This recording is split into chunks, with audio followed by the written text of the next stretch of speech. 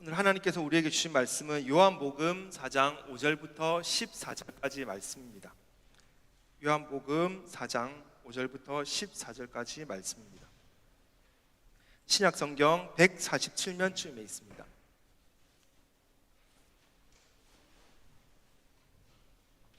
우리 찾으셨으면 우리 한 절씩 교독하겠습니다. 제가 먼저 읽겠습니다. 사마리아에 있는 수가라 하는 동네에 이르시니 야곱이 그 아들 요셉에게 준 땅이 가깝고 거기 또 야곱의 우물이 있더라. 예수께서 길 가시다가 피곤하여 우물 곁에 그대로 앉으시니 때가 6시쯤 되었더라. 사마리아 여자 한 사람이 물을 기르러 왔음에 예수께서 물을 좀 달라 하시니 이는 제자들이 먹을 것을 사러 그 동네에 들어갔습니다. 사마리아 여자가 이르되 당신은 유대인으로서 어찌하여 사마리아 여인인 나에게 물을 달라 하나이까 하니 이는 유대인이 사마리아인과 상종하지 아니함이로라. 예수께서 대답하여 이르시되 내가 만일 하나님의 선물과 또 내게 물 좀 달라 하는 이가 누구인 줄 알았더라면 내가 그에게 구하였을 것이요 그가 생수를 내게 주었으리라. 여자가 이르되 주여 물기를 그릇도 없고 이 우물은 깊은데 어디서 당신이 그 생수를 얻겠사옵나이까? 우리 조상 다윗이 여기서 자기와 함께 아들들과 짐승이 다 마셨는데 당신이 야곱보다 더 크니까. 예수께서 대답하여 이르시되 이 물을 마시는 자마다 다시 목마르려니와 내가 주는 물을 마시는 자는 영원히 목마르지 아니하리니 내가 주는 물은 그 속에서 영생하도록 솟아나는 샘물이 되리라. 아멘.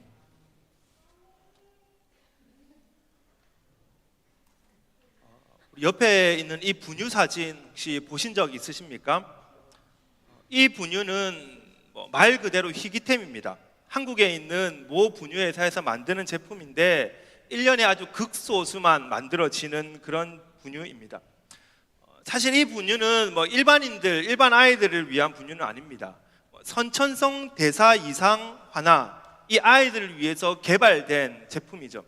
그렇다 보니까 수요가 굉장히 적습니다. 다른 분유보다 폐기하는 양도 더 많이 있습니다. 특수 분유이다 보니까 사실 회사에서 이것들을 만들어내는 것이 쉬운 일은 아닙니다. 왜냐하면 이 분유를 만들기 위해서는 1년에 한 2차례 9일 내지 10일 정도를 그 공장의 다른 모든 생산 라인을 닫아야 합니다. 그리고 깨끗하게 모든 것들을 다 청소를 하고 다시 이 분유를 만들기 위해서 시스템을 깔아야 하는 거죠. 조금이라도 일반 분유가 섞이면 안 되기 때문에 그렇습니다. 그러니까 사실 이 분유는 만들면 만들수록 손해보는 분유입니다. 안 만드는 것이 훨씬 좋은 분유입니다. 그럼에도 불구하고 지금 이 회사는 25년째 이 분유를 만들고 있습니다.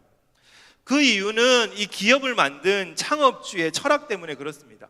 당시 창업주가 한 병원을 방문했다가 이제 우연히 선천성 대사 이상 환아 이 아이들을 만나게 됩니다. 그리고 그 아이들을 만나면서 단 한 명의 아이도 소외받아서는 안 된다라는 그런 생각을 가지게 된 거죠. 그리고 회사로 돌아와서 비용이 얼마나 들든지 간에 이 특수분유 만드는 것을 멈추지 마라. 우리 회사는 무조건 이것을 만들어야 된다. 절대 멈추지 마라. 이제 그렇게 지시를 내립니다. 그리고 시간이 지나서 창업주는 돌아가셨지만 아직까지도 그의 뜻을 이어받아서 지금 이 회사는 특수분유를 만들고 있습니다. 단 한 명의 아이도 소외받아서는 안 된다. 말은 쉽지만 그것을 지켜내는 것은 참 어려운 일입니다. 몇 명 소외가 되더라도 더 많은 이윤을 남기고 싶고 또 때로는 한두 명이 나랑 돌아선다 할지라도 다수가 원하는 메인스트림을 걸어가고 싶은 것이 우리 인간의 본능이기 때문에 단 한 명을 위해서 공장 전체를 세우고 단 한 명을 위해서 에너지를 투자하고 단 한 명을 위해서 길을 연다라고 하는 것은 정말 어려운 일입니다. 그럼에도 불구하고 우리 공동체가 바르게 바르게 가기 위해서는 우리는 한 사람에게 관심이 있어야 합니다. 단 한 사람이라도 그 사람에게 귀를 열고 그 사람에게 마음을 열고 그 사람을 위해서 에너지를 쏟아야 하는 것이죠. 왜냐하면 우리 주님께서 그런 삶을 보여주셨기 때문입니다. 한 사람을 위한 삶, 한 사람을 위해서 위험을 무릅쓰는 삶, 우리 주님의 삶이 바로 그런 삶이었다는 것입니다. 예수님의 사역이 활발해지자 이제 예수님을 따르는 사람들이 많이 늘었습니다. 그렇다 보니까 이제 바리새인들이 예수님을 위험 인물로 생각을 합니다. 세례 요한보다 더 많이 세례를 주었다라고 하는 이야기들을 막 자기들끼리 이제 하는 것들이 이제 막 퍼지고 있었죠. 사실 예수님은 세례를 주지는 않으셨습니다. 그러나 바리새인들이 볼 때 예수님의 제자들이 많아지고 또 예수님의 제자들이 세례를 주다 보니까 아마 예수님도 이제 세례를 주면서 자신의 세력을 확장시키고 있다, 그렇게 생각을 한 것 같습니다. 그러자 예수님은 이제 유대를 떠나서 갈릴리로 가시기로 하셨습니다. 그런데 유대를 떠나서 갈릴리로 가시는데 오늘 말씀은 사마리아를 지나서 가신다고 말씀하고 있죠. 사마리아가 어떤 곳입니까? 사마리아는 남쪽 유대와 북쪽 갈릴리 그 사이에 위치하고 있는 곳입니다. 그렇기 때문에 위치를 보면은 이제 유대에서 갈릴리로 가기 위해서는 사마리아를 지나가는 것이 맞습니다. 지도만 보면, 그리고 성경을 보면, 아 그래, 당연히 밑에서 위로 올라가려면 사마리아를 지나가야지, 이제 그렇게 생각을 하기가 쉽죠. 그러나 유대인과 사마리아인들은 사이가 굉장히 좋지 않았습니다. 특별히 유대인들은 돼지고기를 먹지 않았고 굉장히 혐오스럽게 생각을 했는데, 유대인들이 사마리아인과 교제를 나누고 함께 있다라고 하는 것만으로도 마치 돼지고기를 내 입에 씹고 있는 것 같은 그런 생각을 가진 것, 그것이 그 당시에 유대인들의 생각이었습니다. 그러니까 유대인이 아무리 밑에는 아무리 다른 지역으로 가고 예루살렘으로 가려고 해도 그 사마리아를 지나서 가지 않았습니다. 돌아서 가는 한이 있어도, 더 많은 에너지를 투자하는 한이 있어도 절대 사마리아로 지나가지 않았습니다. 예수님이 그것을 모르실 리가 없죠. 그리고 지금 예수님께서 빨리 갈릴리로 가셔야 되는 그런 급한 일이 있으신 것도 아닙니다. 그러니까 예수님이 위험을 무릅쓰고 사마리아를 통과하실 이유는 전혀 없습니다. 그럼에도 불구하고 오늘 성경은 예수님이 유대를 떠나 갈릴리로 가시는데 사마리아를 통과하셨다, 지나가셨다, 그렇게 말씀하고 있습니다. 왜 그렇습니까? 거기에는 분명한 목적이 있으셨기 때문입니다. 그 목적이 무엇이죠?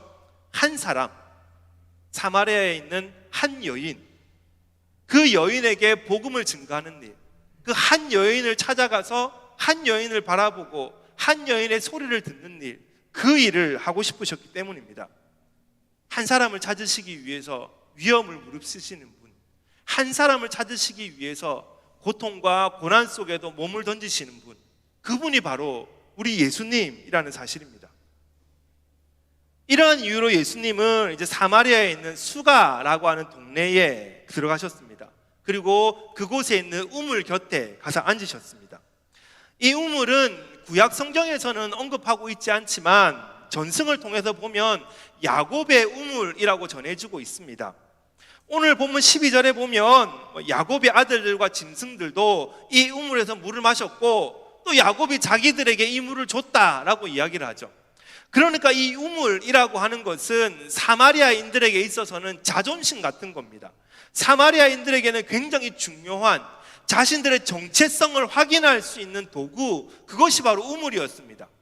이 우물을 통해서 우리는 야곱의 후예야, 우리는 야곱의 후손들이야, 우리가 진짜야, 그런 생각들을 가지고 있었던 거죠. 그런 우물 곁에 이제 주님이 앉아 계신 겁니다. 조금 있다가 주님이 만나고자 하셨던 한 사람에 대한 기대를 가지고 계셨던 그 한 여인이 정말 주님 곁으로 왔습니다. 아니, 우물 곁으로 왔습니다. 그러자 예수님이 그녀에게 말을 겁니다. 물을 좀 달라. 오늘 본문에 예수님이 이제 길을 가시다가 피곤하셨다, 그렇게 말을 하죠. 그리고 또 오랜 시간 걷기도 하고 뜨거운 볕을 걸어가니까 목이 마르는 것은 당연한 일인 겁니다. 그럼에도 불구하고 예수님이 물 한 잔 마실 만큼의 제자들이 없는 것도 아니고 도구를 구하려면 충분히 구하실 수도 있을 텐데, 굳이 유대인이었던 예수님이 사마리아 여인이었던 그 여인에게 물을 한 잔 달라라고 말씀을 하십니다. 왜 그런 말씀을 하십니까? 그곳에는 분명히 숨은 뜻이 담겨 있기 때문입니다. 그렇다면 그 숨은 뜻이 무엇일까요? 오늘 말씀을 통해서 우리는 예수님과 이 사마리아 여인의 그 대화 속에 있는 그 숨어있는 뜻들을 좀 찾아보고자 합니다. 첫 번째로 우리가 생각해 볼 것은 나에게 물을 좀 달라라고 하신 그 말씀 속에는 내가 누구인지를 깨달아야 돼, 네가 누구인지를 깨달아야 돼. 그것을 말씀하고 싶으셨다는 것입니다. 물을 좀 달라라고 하는 그 질문을 통해서 네가 누구야? 너 누구야? 그것을 깨닫게 하고 싶으셨다는 것이죠. 오늘 본문은 그 사마리아 여인의 이름이 누구인지를 말하고 있지 않습니다. 그러나 뭐 남편이 5명이나 되었다라고 하는, 그리고 또 남편이 5명이나 되었지만 지금 있는 사람도 그녀의 남편이 아니다라고 하는 그 말씀을 통해서 그녀의 삶에 굴곡이 많았다라고 하는 것은 뭐 누구든지 오늘 말씀을 통해서 살펴볼 수 있습니다. 게다가 그녀가 나타난 시간은 6시입니다. 한국 시간으로 치면 한 정오쯤 되는 시간이죠. 지중해에 뜨거운 햇볕이 내려쬐는 그런 시간입니다. 그렇기 때문에 그 시간에는 아무도 길에 다니지 않습니다. 그럼에도 불구하고 그녀는 지금 활동을 하고 있습니다. 모두가 집에 들어가서 시원함 속에서 그늘 속에서 앉아있을 그때에 혼자 나와 활동하고 있는 거죠. 다른 사람들로부터 지탄을 받았을 수도 있습니다. 또는 다른 사람들이 대놓고 손가락질을 하지 않는다고 해도 그녀가 지나다닐 때마다 수근거리며 그녀의 뒷담화를 할 수도 있는 그런 여인, 그래서 사람들의 시선을 피하고 싶었던 그런 여인, 아무도 바라봐 주지 않고 오히려 그녀와 마주치면 기분 나쁘다라고 얘기하는 그런 여인이었을 거라는 생각이 듭니다.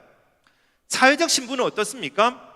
그 당시에는 이제 폐쇄적인 사회이기 때문에 밖에 나간다라고 하면 주로 남자들이 나가서 바깥 일을 하고 돌아왔습니다. 아니면 하인들을 시켰죠.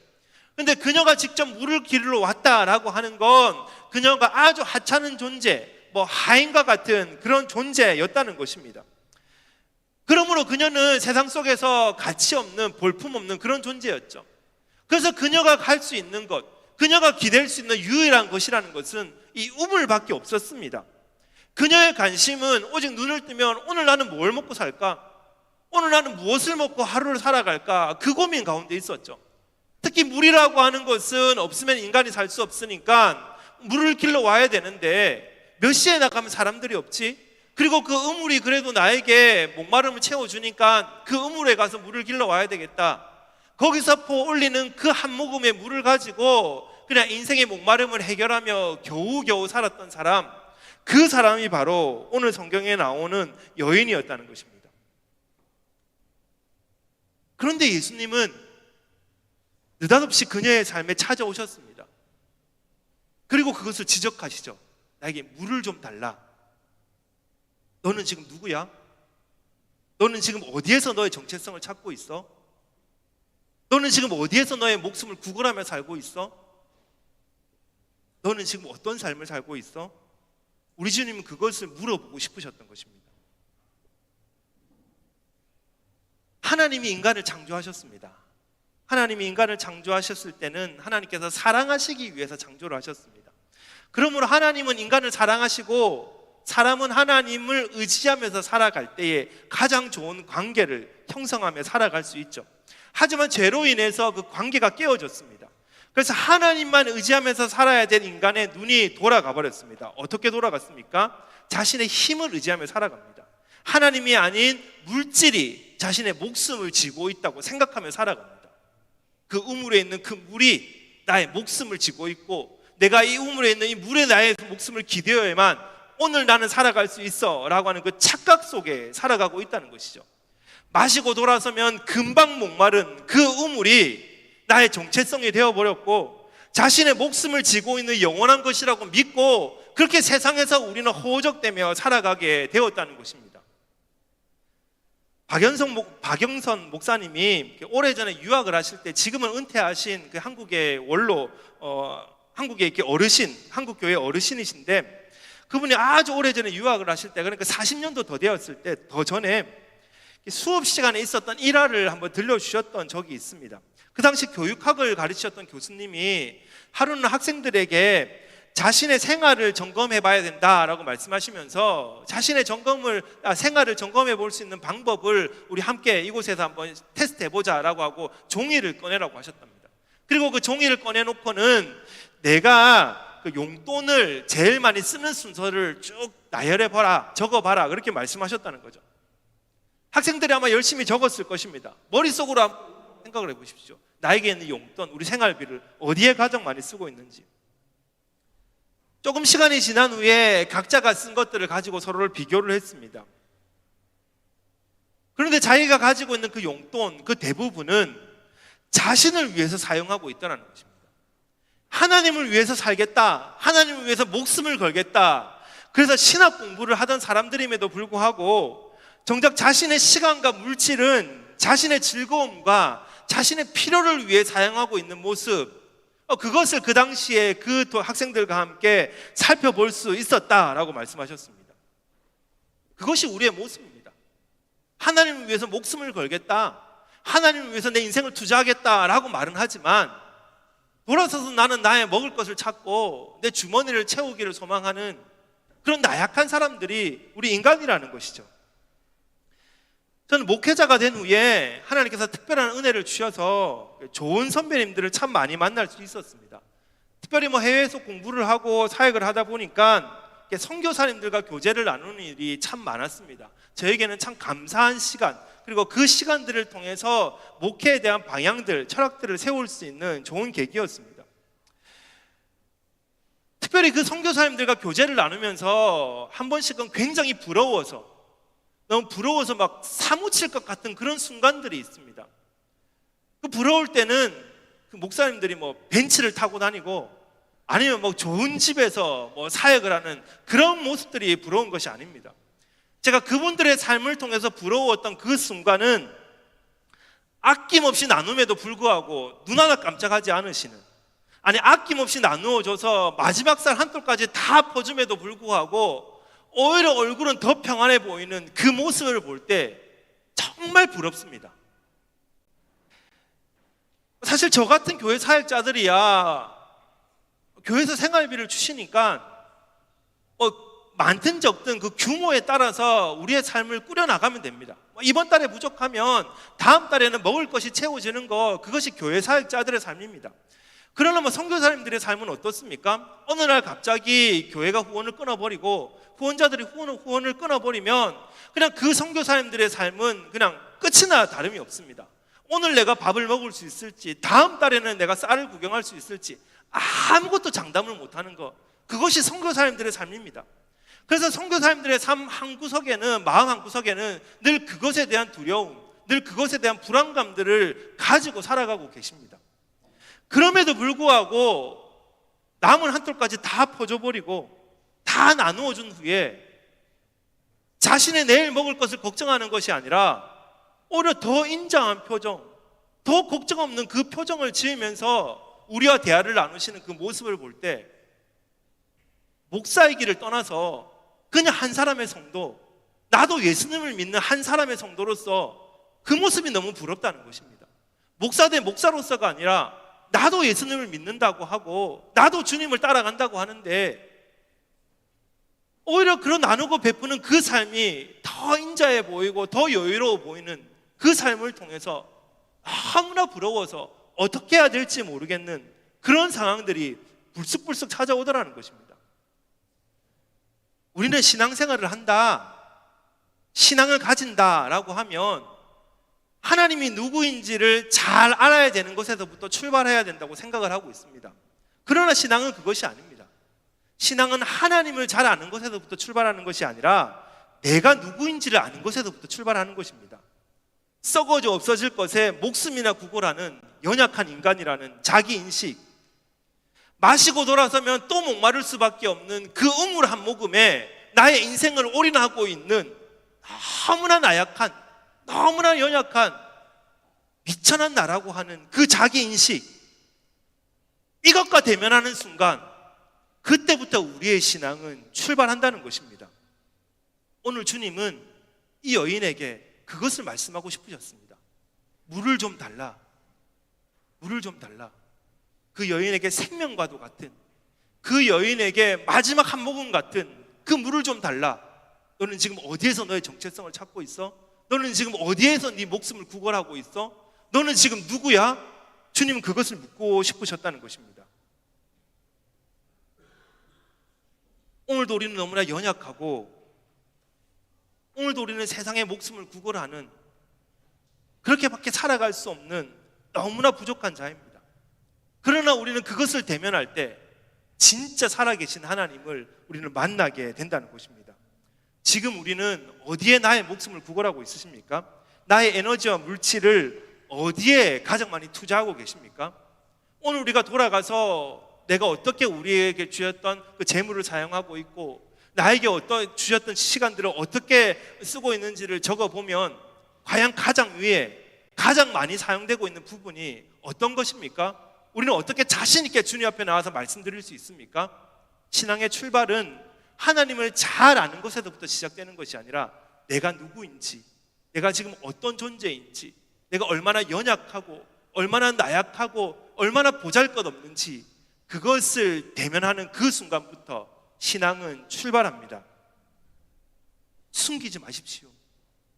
하나님 앞에서 지난주에 살펴봤던 니고데모처럼 당당한 척, 많이 가진 척, 나는 아무 문제 없는 척 숨기지 마십시오. 하나님 앞에서 자기를 대면하는 그 순간을 통해서 하나님은 역사하십니다.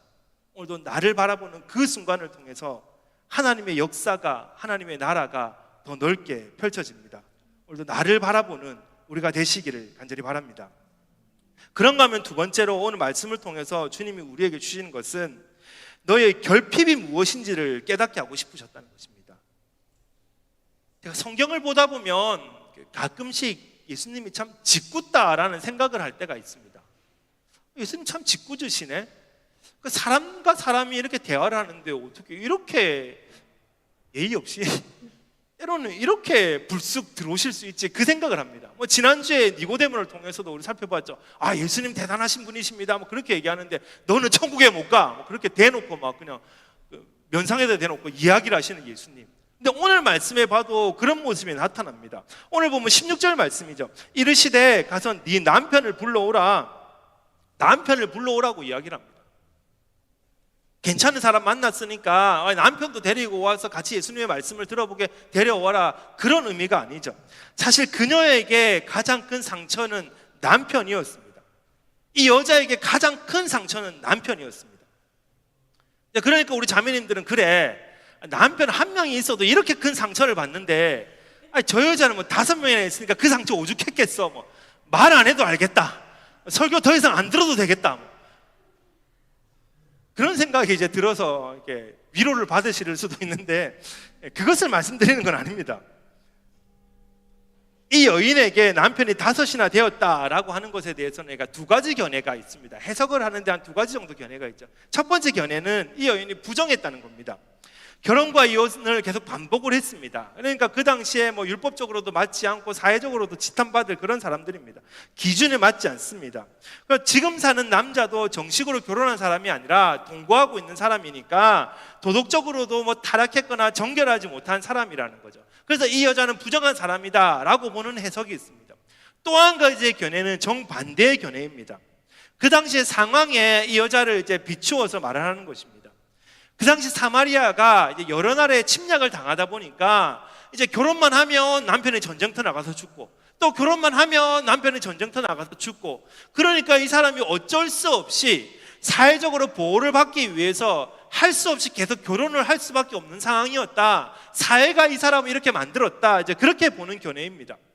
2가지 견해 모두 일리가 있어 보입니다. 어느 것을 취하든지 간에 오늘 본문을 해석하는데 무리는 전혀 없습니다. 그런데 우리가 오늘 본문을 통해서 놓치지 말아야 할 것은 앞에 말씀드린 거죠. 이 여인에게 이 여자는 아픔이었습니다. 그녀에게 남편은 결핍의 상징이었습니다. 채우려고 애를 써봐도 채워지지 않는 구멍, 없어지면 또 채워보고 없어지면 또 채워보고 내가 어떻게 해서든 이 구멍을 메꿔봐야 되겠다라고 애를 써봤지만 절대 채워지지 않는 구멍. 그래서 지금도 내가 다른 남자를 갖다 끼워 놓았지만 그 남자조차 나의 남편이라고 보장할 수 없는 그런 결핍의 상태, 결핍의 상징, 그것이 바로 이 남편이었다는 것입니다.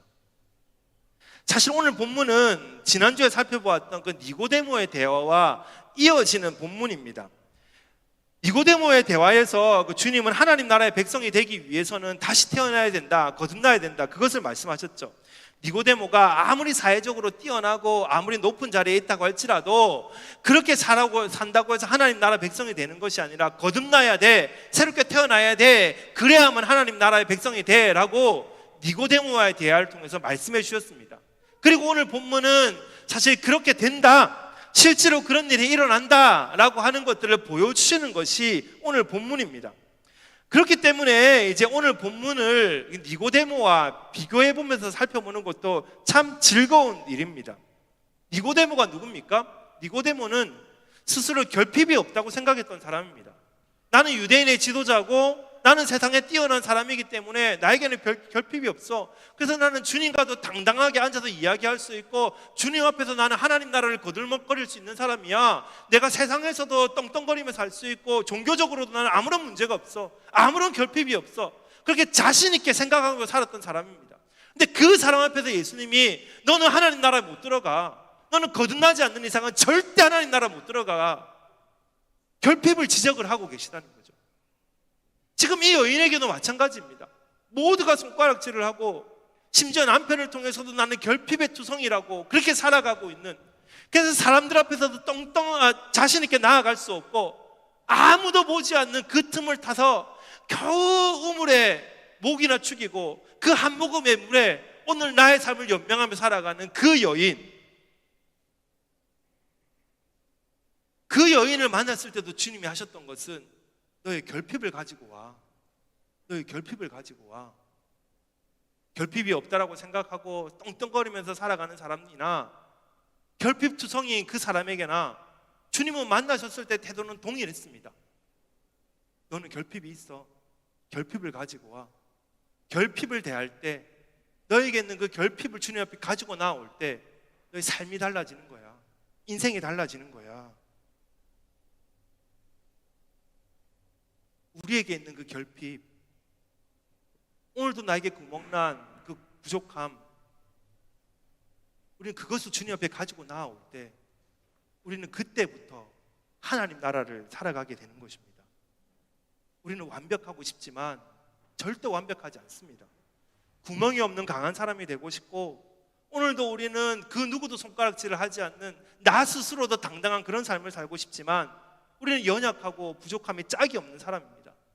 완벽한 아빠가 되고 싶지만 오늘도 우리는 부끄러움을 보일 수밖에 없고, 완벽한 엄마가 되고 싶지만 우리는 여전히 서투릅니다. 빈틈없는 성도가 되고 싶지만 오늘도 세상 앞에서 넘어지고 부족함이 없는 직분자가 되고 싶지만 나에게 입혀진 그 직분이라고 하는 옷이 나에게 맞지 않는 것 같은, 그래서 우리는 자꾸 넘어지면서 오늘은 포기해야지, 내일은 포기해야지, 그 생각만 하며 살아가는 것, 그것이 우리의 삶입니다. 우리는 여전히 부족하고 우리는 여전히 결핍투성입니다. 그럼에도 불구하고 우리 주님은 그런 사람을 택하셔서 주님의 백성 삼아 주셨습니다.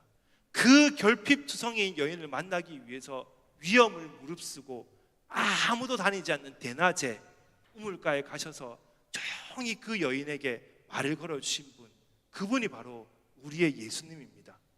그것이 은혜입니다. 우리는 그 은혜를 받은 사람입니다. 그 은혜 앞에 우리는 살아가고 있는 사람입니다. 이제 말씀을 마무리하겠습니다. 일방적인으로 찾아오신 그 예수님을 만난 이 여인은 이후에 어떻게 되었습니까?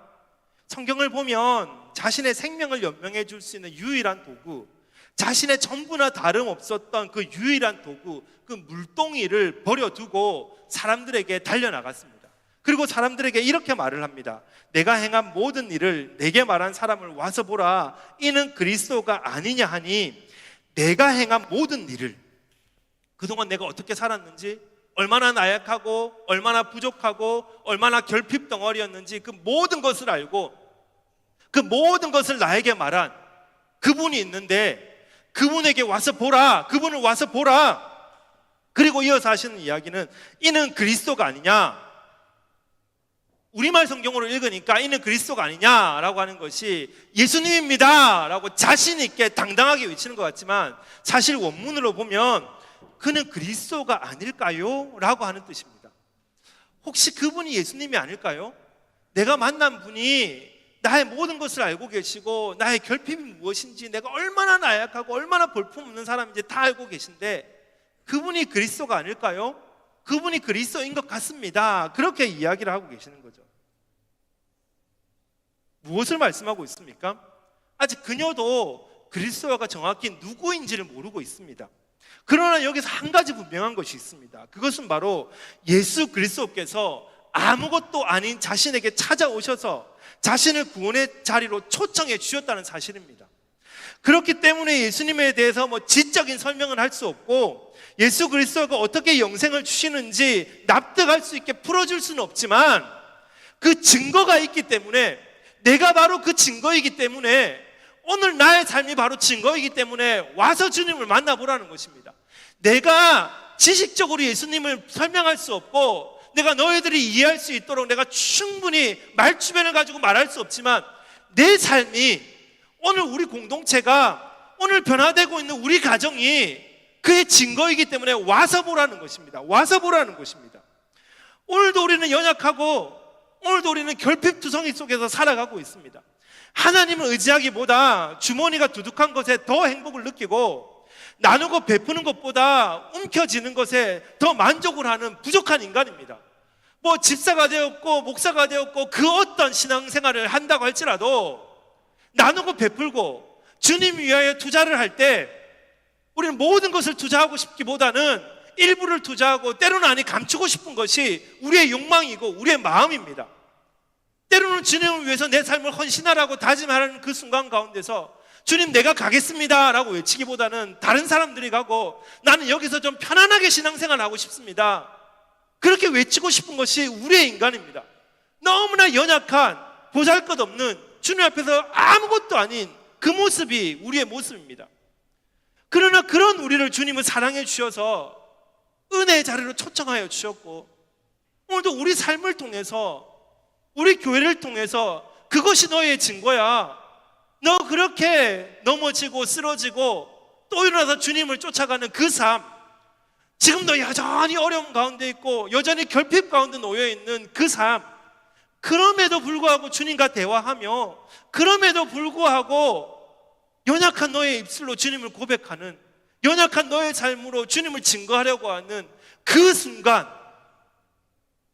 그것이 증거야. 주님 오늘 말씀을 통해서 우리에게 그 말씀을 하신다는 것입니다.